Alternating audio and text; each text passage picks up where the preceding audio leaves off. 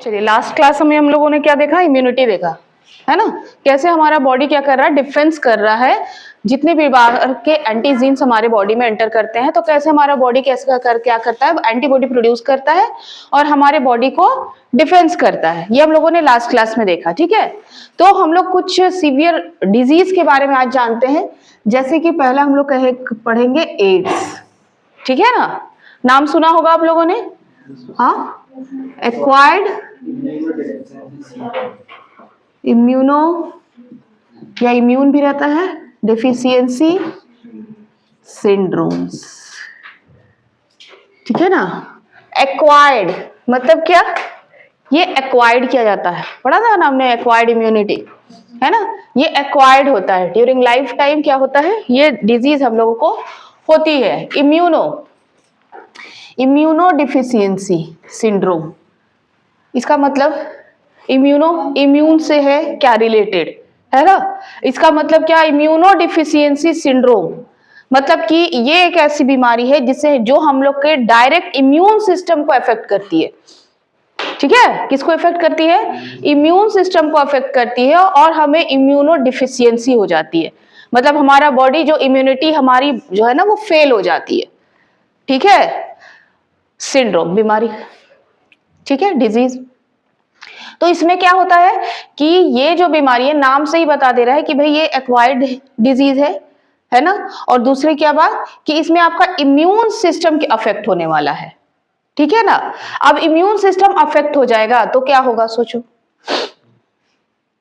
अगर आपका immune system affect हो जाएगा तब क्या होगा, सोचो। हाँ, एंटीजीन्स तो हमारे आजू बाजू पूरे फैले हुए माइक्रो ऑर्गेनिज्म, तो सबके सब एंटर करेंगे आपके बॉडी में और सबके सब आपको अफेक्ट करेंगे और आपका बॉडी उसके प्रति रिएक्ट ही नहीं करेगा, क्योंकि डिफेंस मैकेनिज्म ही क्या कर दे रहा है, ये वायरस डिस्ट्रॉय कर देता है ये बीमारी, है ना। ये जिस काउज्ड वायरस किस इसका रीजन क्या है, काउज्ड वायरस कौन सा है इसका, हाँ HIV है ना, ह्यूमन इम्यूनो डिफिशियंसी वायरस। ठीक है ना, ह्यूमन इम्यूनो डिफिशियंसी वायरस। ये वायरस क्या करता है, अगर हमारे बॉडी में एंटर कर गया तो ये सीधे जाकर हमारे जो इम्यून सिस्टम है ना, बेसिकली किसको, ये वायरस जब हमारे अंदर मल्टीप्लाई करना स्टार्ट करता है तो हम लोगों ने लास्ट क्लास में पढ़ा था, बी सेल टी सेल पढ़ा था ना, बी सेल टी सेल पढ़ा था ना, बी लिम्फोसाइट टी लिम्फोसाइट। तो हम लोगों ने देखा था कि टी लिम्फोसाइट्स का काम है क्या, बी लिम्फोसाइट्स को क्या करता है, वो प्रोवोक करता है एंटीबॉडी को प्रोड्यूस करने के लिए। ये हम लोगों ने पढ़ा था ना कि ये टी सेल एक्टिवेट करता है बी सेल को, तब बी सेल एंटीबॉडी प्रोड्यूस करता है, तब वो एंटीबॉडी जाकर एंटीजीन को किल करता है। ये पढ़ा था हमने। तो ये जो वायरस है वो सीधे टी सेल पर इफेक्ट करता है। ठीक है, आप सोचो टी सेल अफेक्ट हो जाएगा, ठीक है, नंबर ऑफ टी सेल्स आपके बॉडी में डिक्रीज होने लगेंगे, क्या होगा, क्या होगा, जब टी ही सेल नहीं रहेगा तो बी सेल को एक्टिवेट कौन करेगा, एंटीबॉडी को प्रोड्यूस करने के लिए। ठीक है, कौन करेगा, नहीं करेगा ना। ठीक है, तो हमारा भाई एंटीबॉडी प्रोड्यूस ही नहीं हो रहा है तो हमारा इम्यून सिस्टम क्या हो गया है, वीक हो गया। ठीक है, हमारा इम्यून सिस्टम वीक हो गया। फर्स्ट केस इसका जो देखा गया था ना, फर्स्ट केस देखा गया था 1981 में। ठीक है ना, यूएस में देखा गया था। ठीक है, फर्स्ट केस। और टिल नाउ अभी तक इस बीमारी का हम लोग पूरा इलाज नहीं ढूंढ पाए हैं, है ना। रिसर्च चल रहे हैं, अभी तक हम लोग इसका पूरा क्योर नहीं ढूंढ पाए हैं। तो it is a dangerous disease, है ना। जब अब हम लोग क्योर ही नहीं ढूंढ पाए हैं इसका, तो इसका मतलब कि ये बीमारी खतरनाक है ना, क्योंकि ये तो हमारे इम्यून सिस्टम को ही अफेक्ट कर दे रही है सीधे। ठीक है, किसको अफेक्ट कर रही है, इम्यून सिस्टम को अफेक्ट कर रही है। तो हम लोग जिसको एड्स होता है वो एड्स से नहीं मरता, बाकी बीमारियों से मर जाता है।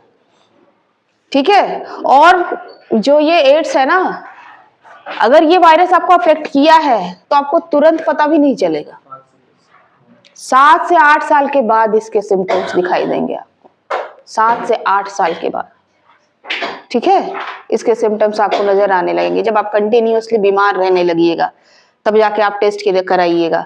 तब आपके ब्लड में आपको HIV वायरस मिलेगा, तब आप जानेंगे कि आपको एड्स हो चुका है। ठीक है, ये इतनी खतरनाक बीमारी है। ठीक, चलो हम लोग जानते हैं कि इसका ट्रांसमिशन कैसे होता है। हम लोग पहले भी पढ़े हैं कैसे होता है इसका ट्रांसमिशन।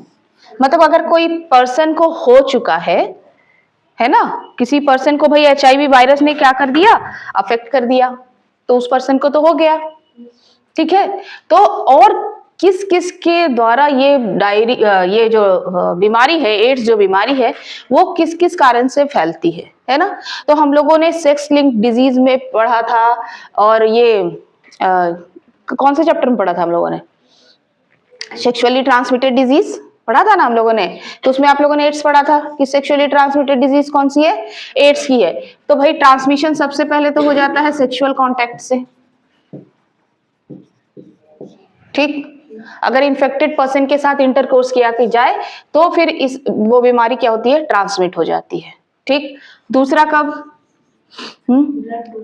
अगर कोई पर्सन अफेक्टेड है ना, मतलब किसी को एड्स हुआ है और उसी का ब्लड किसी को ट्रांसफ्यूज कर दिया जा रहा है ना।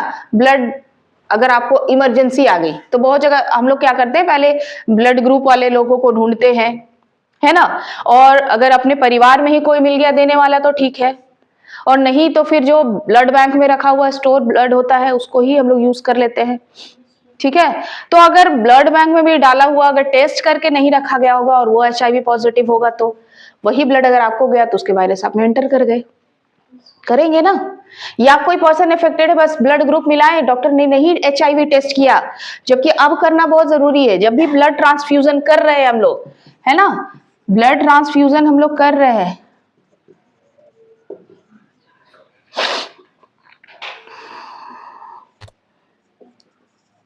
अफेक्टेड ब्लड ट्रांसफ्यूजन, ठीक है, अफेक्टेड ब्लड ट्रांसफ्यूजन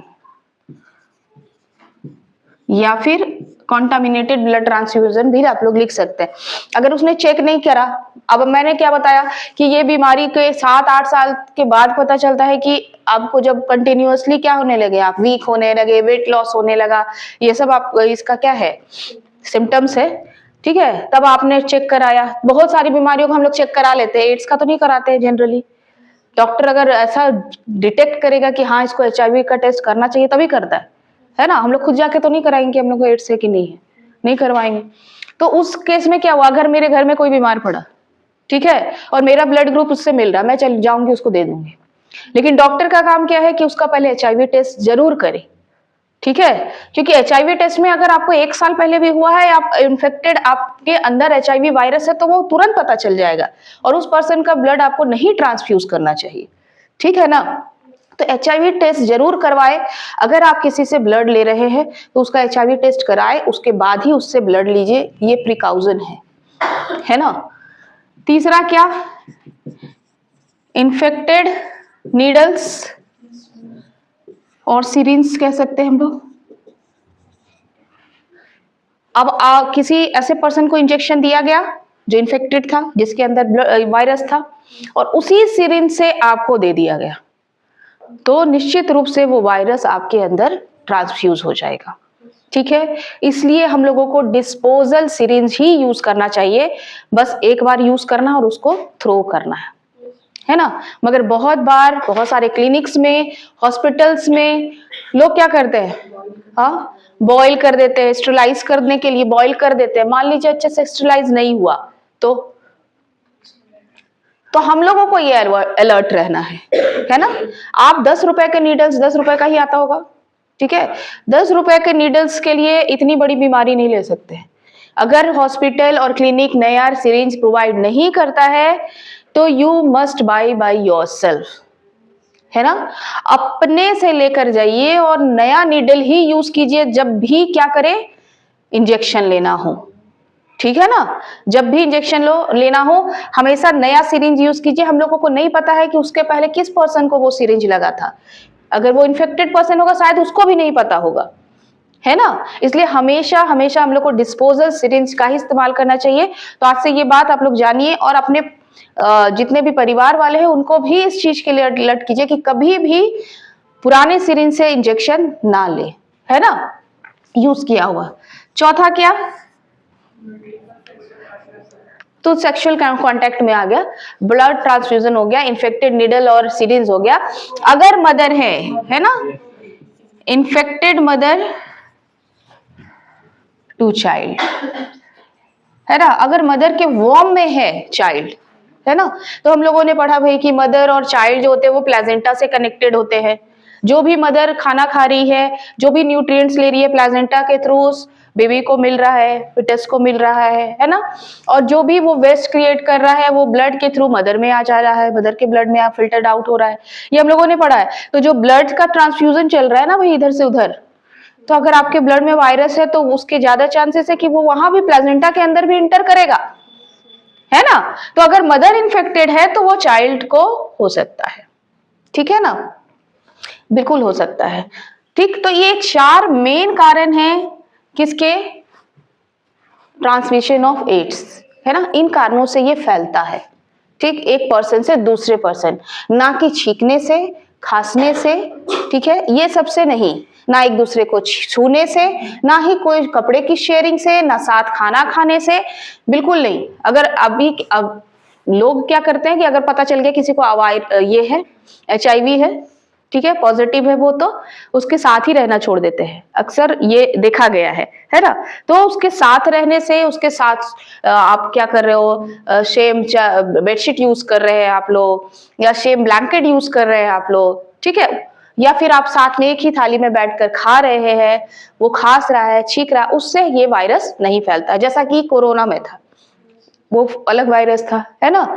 तो वो ऐसा भी बिल्कुल भी नहीं है कि एड्स इससे फैलता है, ठीक है। अब हम लोग जानते हैं कि ये वायरस जो है वो हमारे अंदर ग्रो कैसे करता है, ठीक है ना, कैसे ये मल्टीप्लाई करता है हमारे अंदर। तो ये जो HIV वायरस है वो एक तरह का रेट्रो वायरस है। कैसा वायरस है, रेट्रो वायरस है, ठीक है, जो एनवेलप के अंदर रहता है, जो एनवेलप के अंदर रहेगा, ठीक है ना।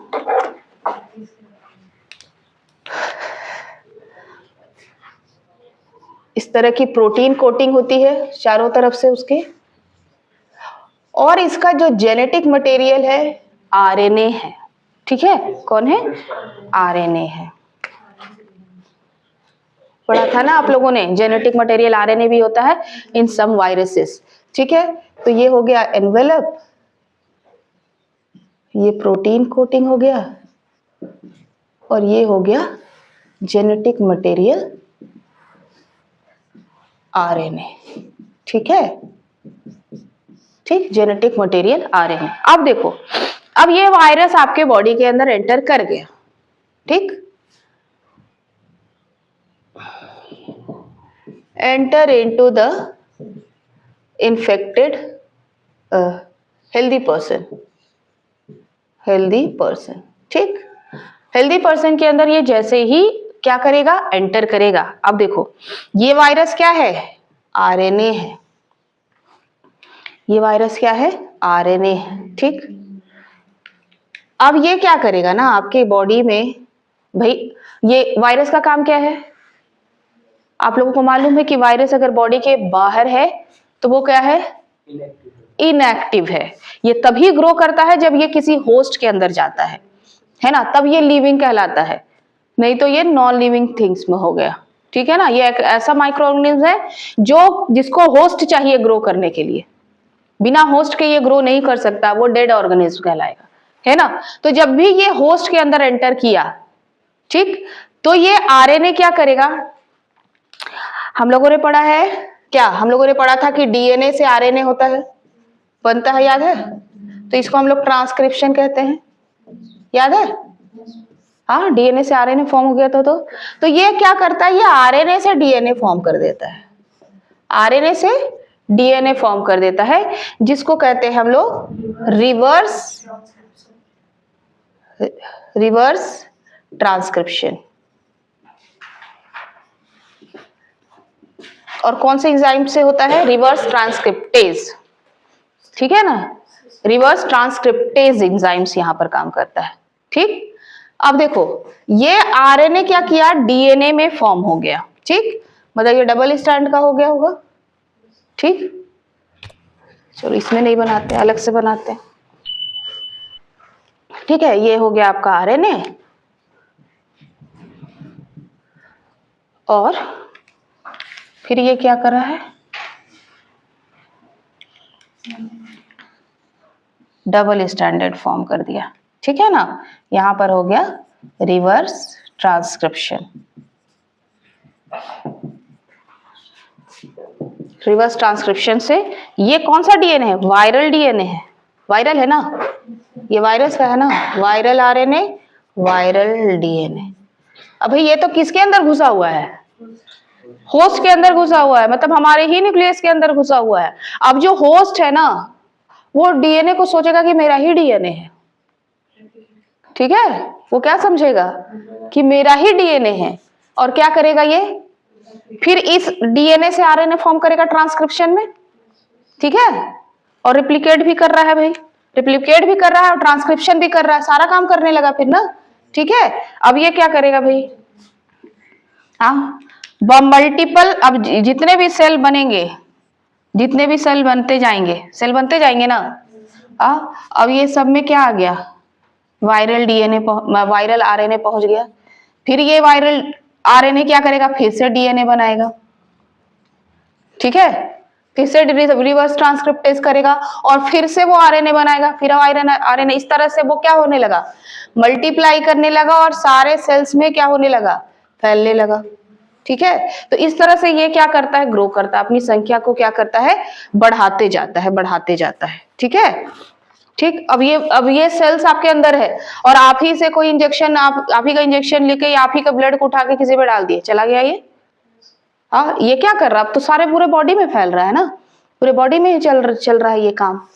ठीक है, तो आपके बॉडी में अगर ये वायरस है तो क्या होगा, दूसरे के बॉडी में ट्रांसफ्यूज हो जाएगा। ठीक है, ये अपना जो सिम्टम्स है वो स्लोली दिखाएगा। क्या सिम्टम्स कहा हमने, क्या सिम्टम्स दिखाएगा भाई, क्या इसके सिम्टम्स होते हैं,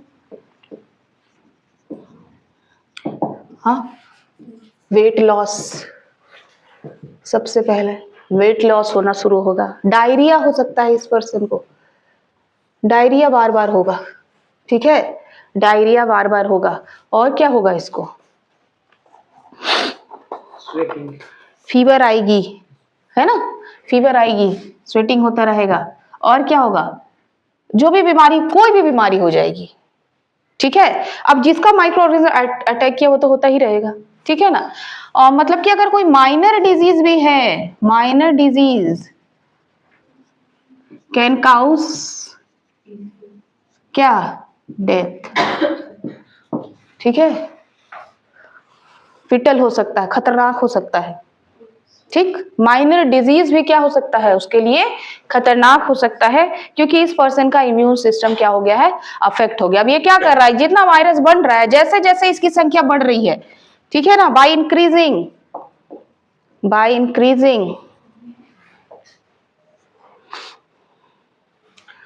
the number of virus,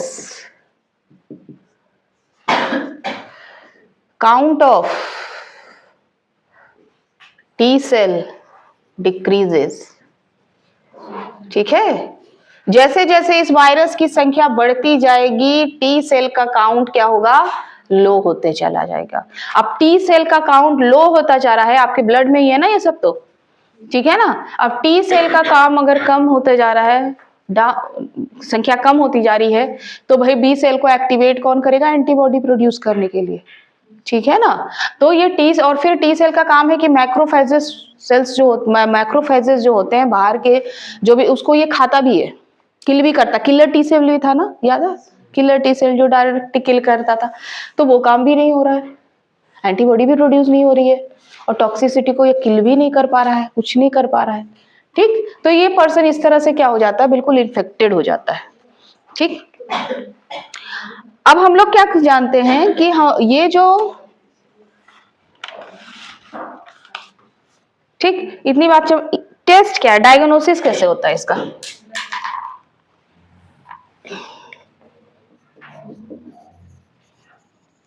diagnosis कैसे होता है इसका, कैसे हम लोग डायग्नोस करते हैं, ब्लड टेस्ट बोलते हैं कि ब्लड टेस्ट करा रहे हैं। एक्चुअली में उस ब्लड टेस्ट में क्या होता है, एलिजा टेस्ट होता है।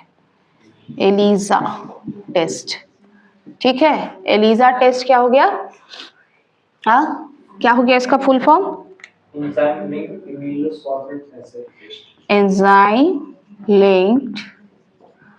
Immuno sorbent assay. ठीक है, एग्जाम में ये आता है कि एड्स के लिए कौन सा टेस्ट होता है ना? एड्स के लिए कौन सा टेस्ट है? तो कौन सा टेस्ट है? एलिजा टेस्ट है, जिसका फुल फॉर्म है, फुल फॉर्म भी आता है enzyme linked immuno sorbent assay. ठीक है, ये टेस्ट किया जाता है। अगर किसी को एड्स होता है, अगर टी सेल का कोई रिएक्शन फॉर्म हो जाएगा तब तो वो ठीक हो सकता है। देखो, इनिशियल एज में अभी हम लोग ट्रीटमेंट में ही जा रहे हैं। ठीक है, इसके बाद हम लोग ट्रीटमेंट ही पढ़ने वाले हैं।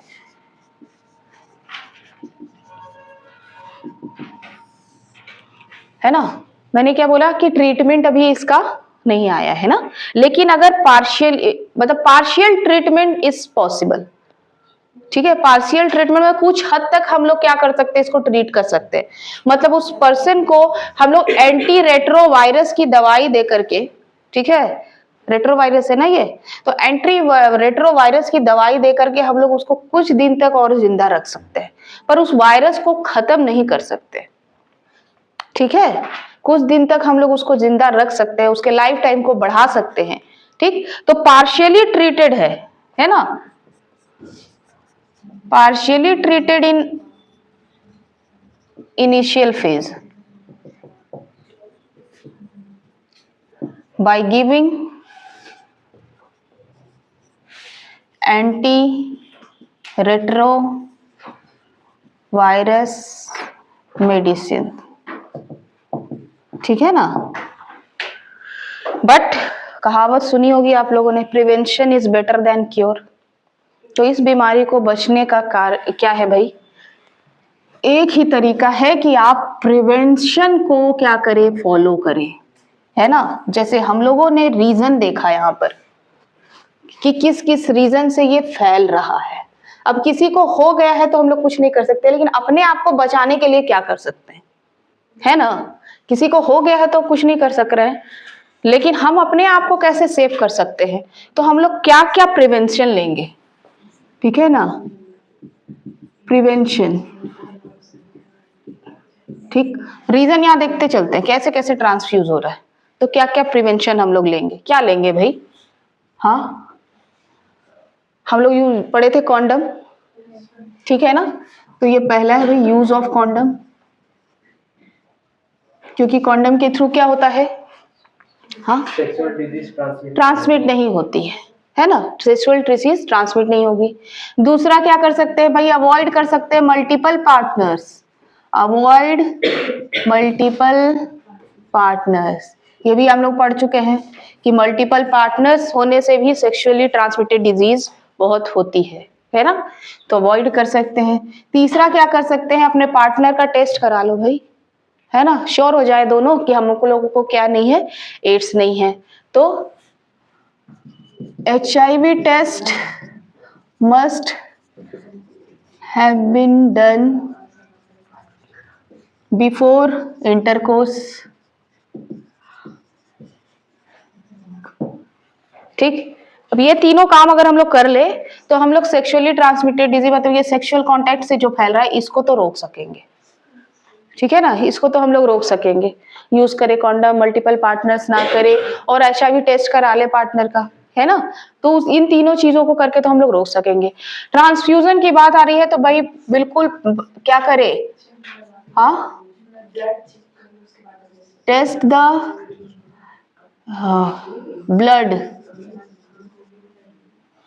Before transfusion. ठीक है ना, बिफोर ट्रांसफ्यूजन हम लोग टेस्ट कर ले पहले उस ब्लड को, ठीक, कि वो वायरस से अफेक्टेड है या नहीं है। और ये क्या, हम लोग को हमेशा always use disposable needle and syringe.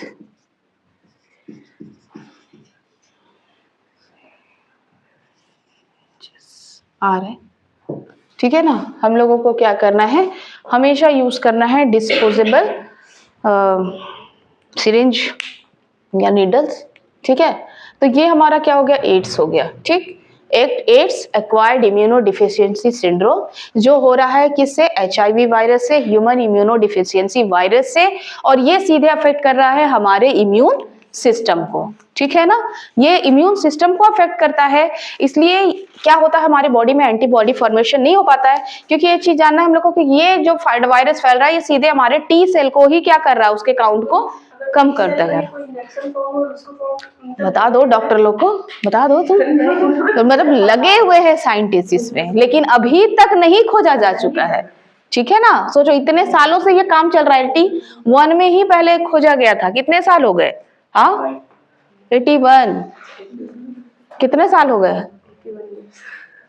81 years हो गए, 1981, हाँ 42 ईयर्स हो गए। इतने साल से इसका इलाज को ढूंढा जा रहा है ना, लेकिन अभी तक इस पर जीत हासिल क्या, कैसे ले लोगे, फिर दूसरा का सेल आपको क्या करेगा, वो आप फॉरेन सब्सटेंस समझेगा, उसको तो किल कर देगा, आपका बॉडी कर देगा ना किल, कैसे ले लेंगे दूसरे के। तो टी सेल को अफेक्ट कर रहा है, जो कि जाहिर सी बात है बी सेल को इंड्यूस नहीं होने देगा, करने देगा एंटीबॉडी को, ठीक है ना। और कैसे फैल रहा है भाई, ये एक रेट्रोवायरस है। वायरस जैसे ही हमारे बॉडी में इन्फेक्ट होता है वो क्या कर रहा है, रिवर्स ट्रांसक्रिप्टेज के थ्रू वायरल डीएनए में फॉर्म हो जाता है, और होस्ट का बॉडी इसको अपना डीएनए समझकर रिप्लिकेट भी कर रहा है, और बाद में ट्रांसक्रिप्ट भी कर रहा है, ट्रांसक्रिप्ट में फिर से वायरल आरएनए बन रहा है, और हर सेल इफेक्टेड होते जा रहे हैं, और फिर दूसरे सेल को वो अफेक्ट कर रहा है, ठीक है ना। ये अपनी संख्या को बढ़ा रहा है, टी सेल की संख्या को घटा रहा है, क्लियर है।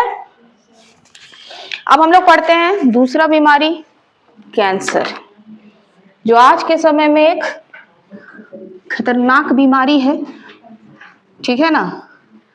इनिशियल फेज में अगर उसका डिटेक्शन हो गया तो मे बी क्योर, पर एक नॉर्मल पर्सन के लिए क्यूरेंस थोड़ा सा दिक्कत है, क्योंकि इसका जो कॉस्ट है इसके इलाज का वो भी काफी हाई है ना।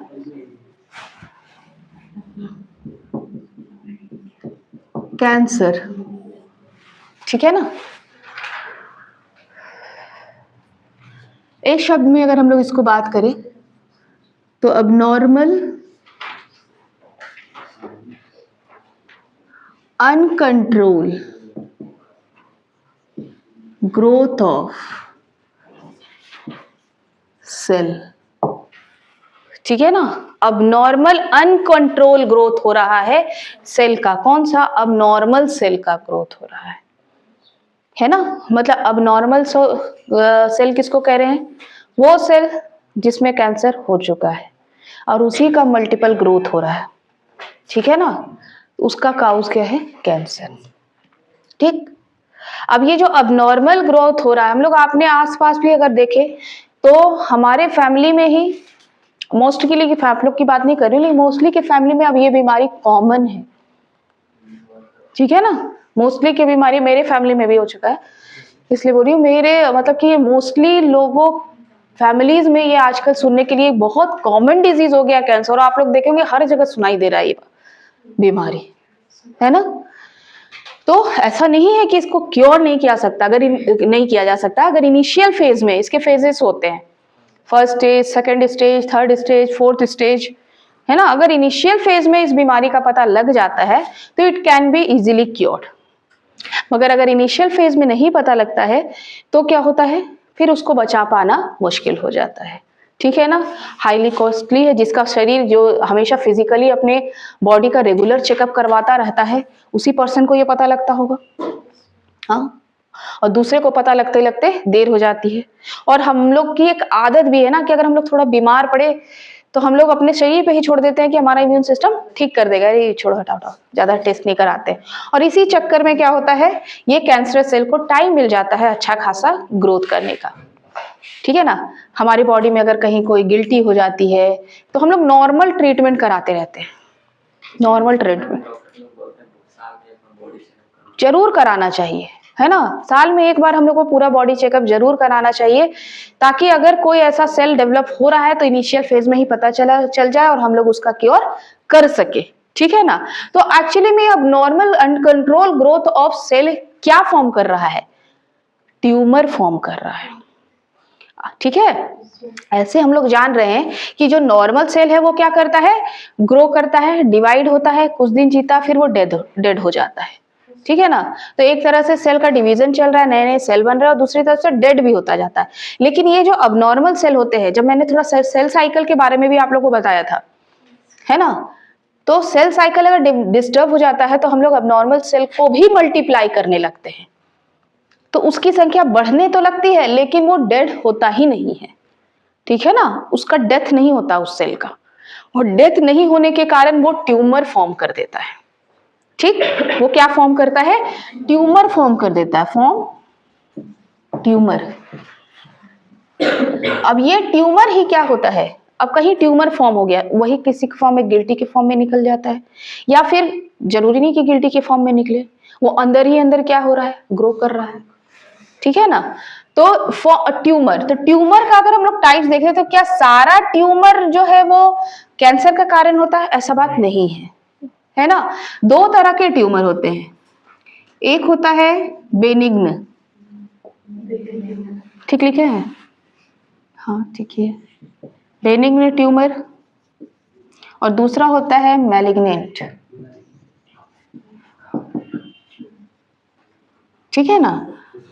बेनिग्न ट्यूमर, मैलिग्नेंट ट्यूमर, ठीक। बेनिग्न क्या है, बेनिग्न का होता है लिमिटेड ग्रोथ, ये भी ट्यूमर है लेकिन इसका ग्रोथ कैसा होगा, लिमिटेड होगा, लिमिटेड ग्रोथ होगा।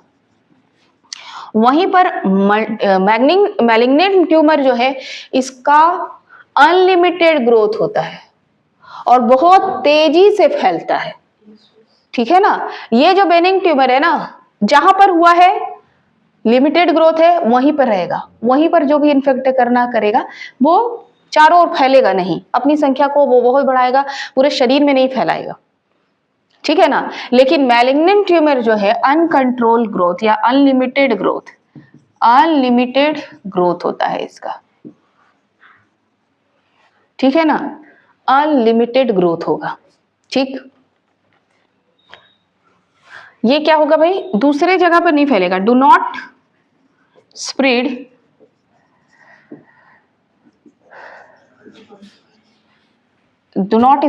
or infect to other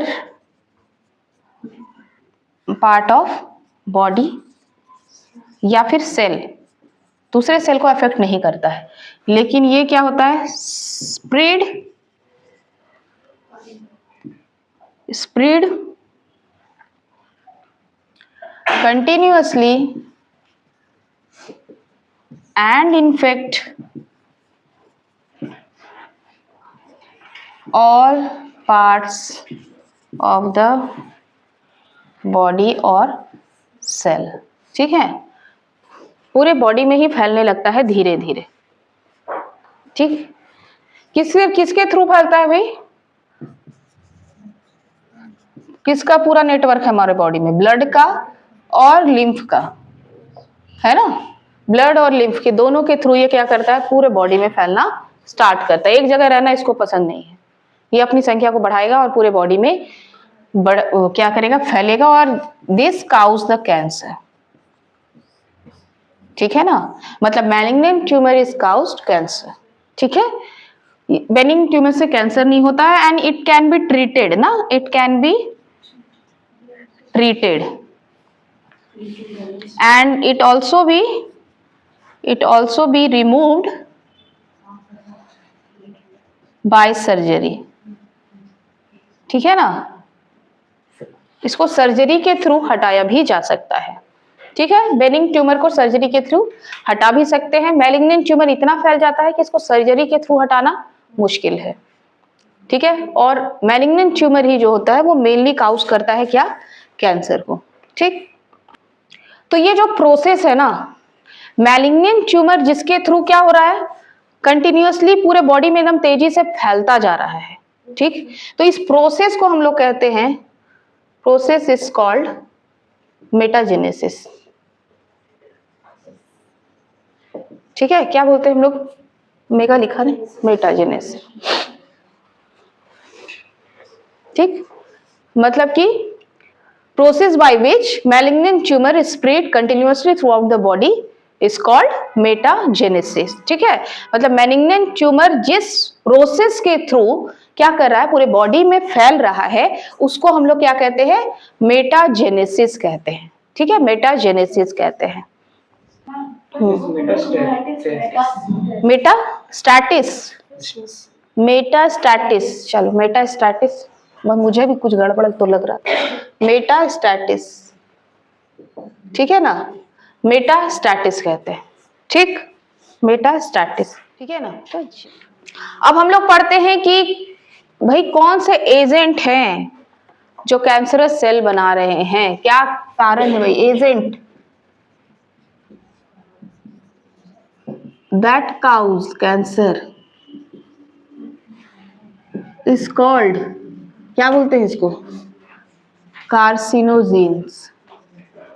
ठीक है ना, वो एजेंट जिसके कारण कैंसर होता है उसको हम लोग कहते हैं कार्सिनोजेन्स। जो नॉर्मल सेल को क्या करता है, जो नॉर्मल सेल को कैंसरस सेल बना देगा, वो कहलाएगा क्या, कार्सिनोजेन। ठीक है ना, उस एजेंट को अब बताते हैं कौन से एजेंट्स हैं जो ऐसा काम कर रहे हैं। हाँ, ये है हमारे रेडिएशंस। ठीक है, जैसे अल्ट्रा वायलेट रेडिएशन, ठीक है, गामा रेस, ये बहुत खतरनाक ये सारे रेज हैं। ठीक है ना, ये जितने भी है, ठीक, एक्स रेज, ठीक है, और एक वायरस भी है जिसको हम लोग ऑन्को वायरस बोलते हैं। ठीक है ना, जिसको क्या बोलते हैं हम लोग, ऑन्को वायरस भी बोलते हैं या फिर ऑन्कोजेनिक वायरस भी बोलते हैं। ये वायरस भी काउज करता है कैंसर। ठीक है, सिर्फ रेडिएशन ही नहीं, यूवी रेज ही नहीं, एक्सरे, गामा रेज, ये बहुत खतरनाक रेज होते हैं।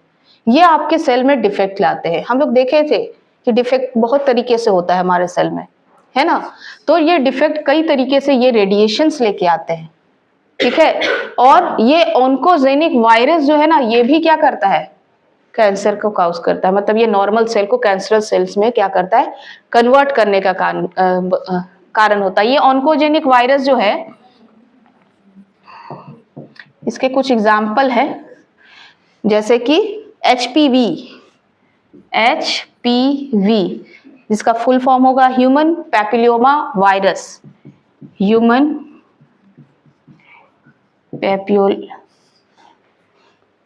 पैपिलोमा होगा, पैपिलोमा वायरस। ठीक, और दूसरा है HBV, हेपेटाइटिस बी वायरस। ठीक है ना, हेपेटाइटिस बी वायरस, ये दोनों वायरस भी एजेंट है ना, can cause cancer. Normal cell को कन्वर्ट कर देते हैं किसमें, कैंसरस सेल में। ठीक है, UV radiations, gamma rays, x rays, oncogenic virus, जो कि ये दो वायरस का नाम है, मेंशन्ड है शायद आपके बुक में, ये है ना। क्या वायरस जो है वो जेनेटिक भी होता है? हाँ, क्या जेनेटिक होता है? पार्शियली कैंसर भी जेनेटिक। ठीक है, पार्शियली क्यों? क्योंकि मे बी अगर मदर को है तो बेबी को हो सकता है कैंसर। ठीक है, वही वॉर्म वाला केस, अगर वो ऑन्कोजेनिक वायरस से इन्फेक्टेड है तो वॉर्म में फिर वो वायरस को क्या करेगा, इन्फेक्ट कर देगा। या ये रेडिएशन अगर मदर को इफेक्ट कर रहा है तो मे बी बेबी उसके पेट में है तो उसको भी इफेक्ट कर सकता है। ठीक है ना, तो इट मे बी जेनेटिक, है ना। पार्शियली इसलिए लिखा है कि पार्शियली कैंसर भी जेनेटिक। ठीक है ना, अब हम लोग देखते हैं कि इसकी डायग्नोसिस कैसे करते हैं, हम लोग कैसे डायग्नोस करते हैं।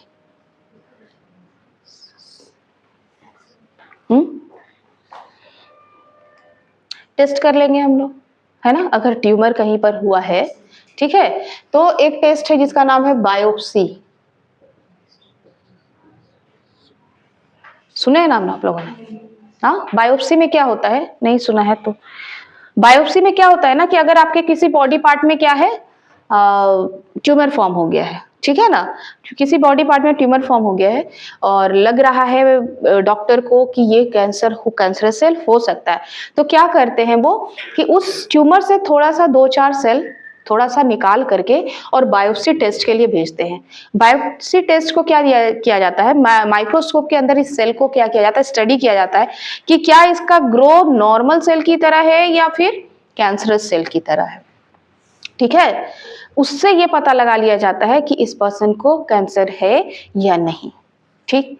लेकिन अगर आपके बॉडी पार्ट में ऐसी जगह पर ये ट्यूमर हो या ऐसी जगह पर कैंसरस सेल हो जहां से काट करके निकालना इम्पॉसिबल हो, है ना, जैसे ये सेल्स को सिरिंज के थ्रू भी निकाल लिया जाता है, लेकिन अगर ऐसे बॉडी पार्ट में है जहां पर हम लोग नहीं निकाल सकते हैं, बायोप्सी के लिए नहीं निकाल के भेज सकते हैं, तो उस केस में क्या क्या काम कर सकते हैं। उस केस में MRI होता है, MRI तो सुना होगा आप लोगों ने, हाँ। CT स्कैन होता है, CT स्कैन भी सुना हो, पूरे बॉडी को ही स्कैन कर लेते हैं, है ना, हाँ। MRI में भी पूरे बॉडी को ही और स्ट्रांगली होता है MRI CT स्कैन से भी, है ना, पूरे बॉडी को ही क्या करते हैं, स्कैन कर लेते हैं और उसका पूरा एक फिगर आ जाता है कि कहां पर कैसा सेल का ग्रो हो रहा है, ठीक है। तो उसके थ्रू भी क्या करते हैं हम लोग, डायग्नोज कर लेते हैं कि उस पर्सन को कैंसर है या नहीं है, ठीक है ना। हाँ, मैग्नेटिक का ही ये क्या है, मशीन्स होता है ना, ठीक है। मैग्नेटिक रेजोनेंस इमेजेस लिख ही देती हूँ,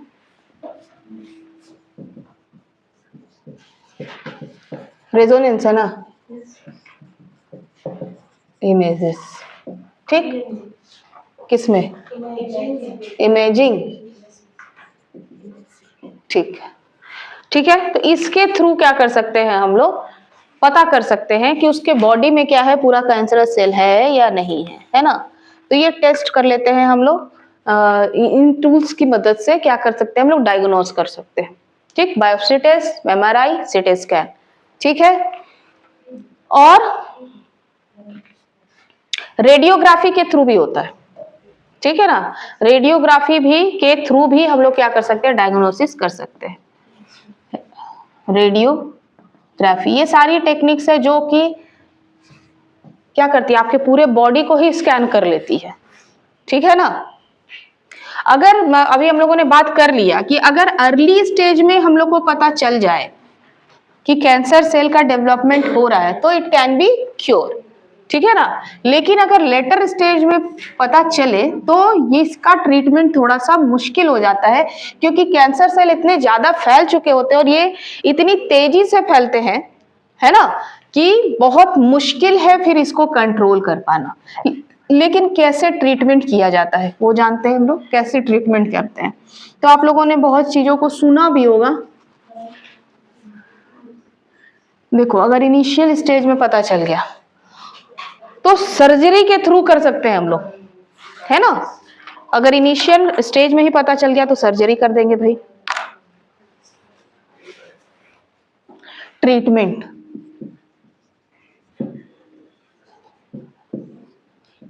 ठीक है, 3 अप्रोचेस हैं इसके, ठीक है। ट्रीटमेंट के 3 अप्रोच है, क्या क्या।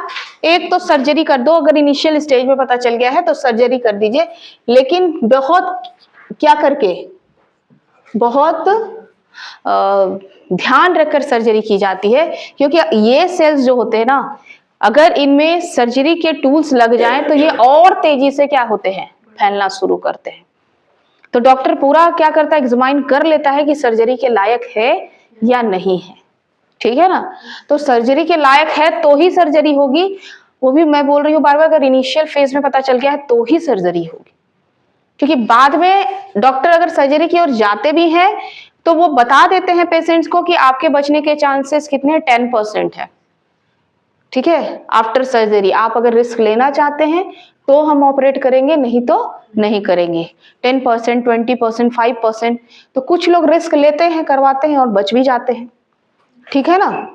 और कुछ लोग नहीं लेते हैं रिस्क, क्योंकि ये हाईली कॉस्टली भी होता है ना, तो कुछ लोग नहीं लेते हैं। दूसरा आप लोगों ने नाम सुना होगा, केमोथेरेपी। ठीक है ना। केमोथेरेपी मतलब क्या, कुछ रेडिएशंस दिए जाते हैं इनको, है ना, जो उस पर्सन के लिए क्या होता है, वो इस केमोथेरेपी के थ्रू जो रेडिएशंस दिए जाते हैं उस पेशेंट को, वो कैंसरस सेल को खत्म करने के लिए दिए जाते हैं।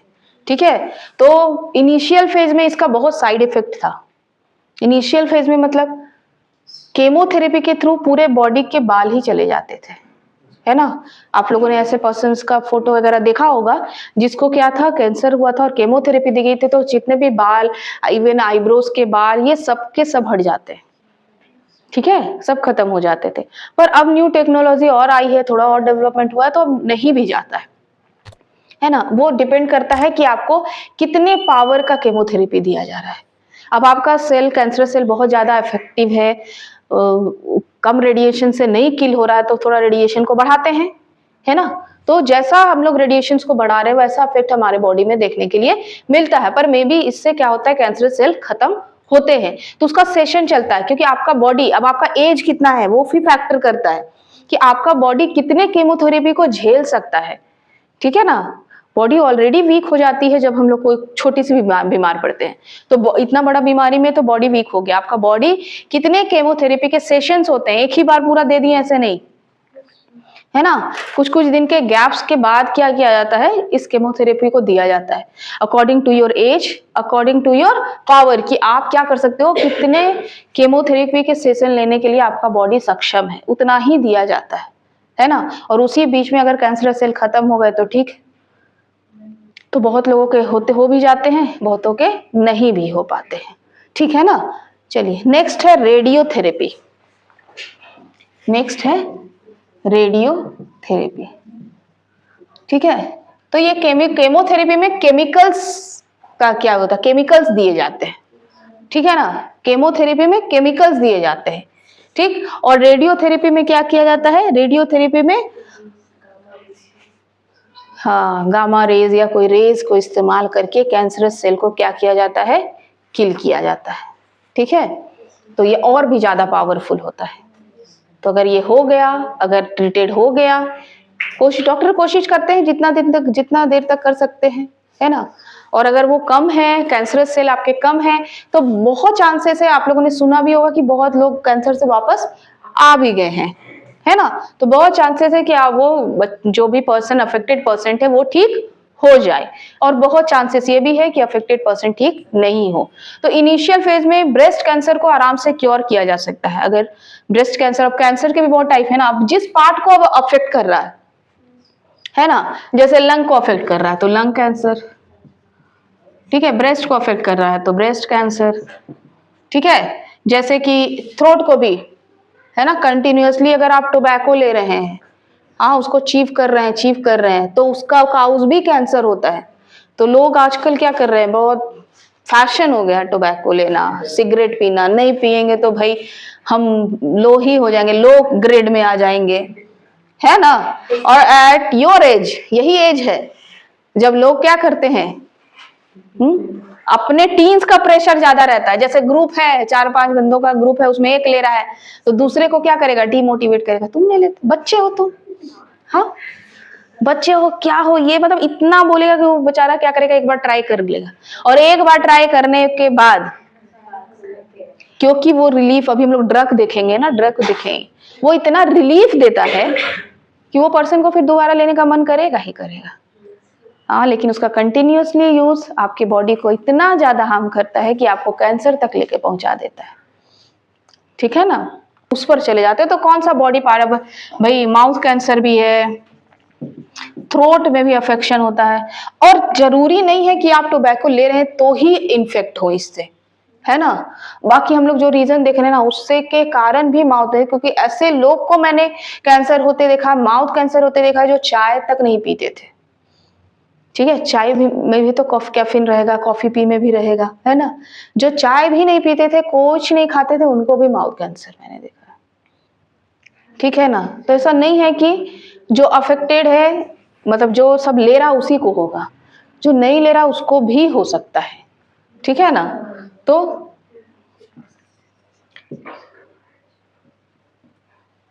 थ्रोट कैंसर,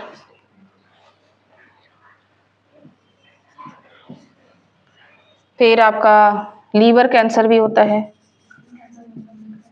ठीक है, ब्लड कैंसर भी है, मतलब जिस पार्ट में वो अफेक्ट कर गया वो कैंसर कहला गया, है ना, जिस भी पार्ट में अफेक्ट कर गया वो पार्ट कैंसरस पार्ट कहला गया, ठीक है ना। बॉडी बिल्कुल वीक पड़ जाती है जब भी किसी को कैंसर हो जाता है। अगर कैंसर पेशेंट्स को आप लोग देखे होंगे तो लास्ट के टाइम में अगर आप उनको देखेंगे तो आप उसको पहचान नहीं पाइएगा, है ना, क्योंकि जो वो हेल्दी पर्सन थे और जब वो उनका एकदम लास्ट टाइम आता है वो बिल्कुल सूख चुके होते हैं, पूरा बॉडी मतलब हड्डी सिर बचता है ना, पूरा बॉडी खत्म हो जाता है, तो उस पर्सन को पहचान पाना तक मुश्किल हो जाता है, ठीक है ना। तो it is a very very dangerous disease.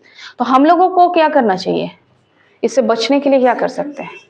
हाँ, सिम्टम्स क्या है, कहीं ट्यूमर फॉर्म होगा, वीकनेस होगा, सिम्टम्स ही तो बाद में पता चलता है, ठीक है ना। इसके भी सिम्टम्स जैसे एड्स के 7-8 साल लग जाते हैं, इसके 7-8 साल तो नहीं लगते हैं, लेकिन अगर हम लोग के बॉडी में अगर हम लोग को थोड़ा सा भी कुछ अनईजी लग रहा है तो we have to go to the doctor, है ना, कि हम लोग को जाना चाहिए। और इस तरह की बीमारी से बचने के लिए बूट कैंप्स लगाए जाते हैं बहुत जगह, जिसमें आपके पूरे बॉडी का चेकअप हो, ठीक है ना। सिम्टम्स यही है कि बीमारी शुरू होगी फीवर से, ठीक है ना, फीवर से ही कोई बीमारी शुरू होती है। आपका बॉडी अगर सबसे पहले फीवर के थ्रू शो करता है कि हम अंदर से बीमार हैं, तो हम लोगों का क्या है भाई, नॉर्मल फीवर की दवा खा रहे हैं, लेकिन आप कंटिन्यू अगर देख रहे हैं कि हम दवा खाने के बाद भी हमको फीवर रह रहा है या हम अनईजी फील कर रहे हैं, तो आपको अपना पूरा टेस्ट जरूर करवा लेना चाहिए अपने बचाव के लिए, है ना। तो हम लोगों को साल में एक बार अपने बॉडी का पूरा टेस्ट जरूर कराना चाहिए किसी भी बीमारी से बचने के, और खास करके ये एड्स और कैंसर जैसी बीमारियों से बचने के लिए तो जरूर करवाना चाहिए, है ना। चलो ठीक है।